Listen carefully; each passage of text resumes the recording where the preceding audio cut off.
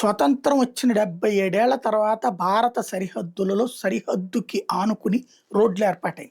China వాడు ఎప్పటికప్పుడు రోడ్లేసుకుంటానే ఉన్నాడు.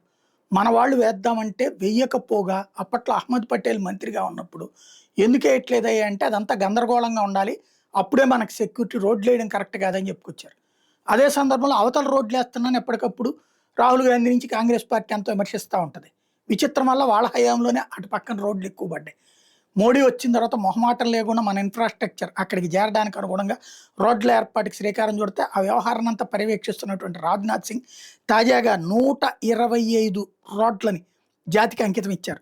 లడాక్, జమ్మూ కాశ్మీర్, కేంద్రపాలిత ప్రాంతాలతో పాటు అరుణాచల్ ప్రదేశ్, సిక్కిం, హిమాచల్ ప్రదేశ్, ఉత్తరాఖండ్, రాజస్థాన్, పశ్చిమ బెంగాల్, మిజోరాం రాష్ట్రాల్లో మొత్తంగా 5,000 కోట్లతో 28 రోడ్లు, 93 వంతెనలు, 4 ఇతర నిర్మాణాలను బీఆర్ఓ విజయవంతంగా పూర్తి చేసింది. బీఆర్ఓ చరిత్రలో ఒకే రోజు ఇన్ని ప్రాజెక్టుల ప్రారంభోత్సవం జరిగింది.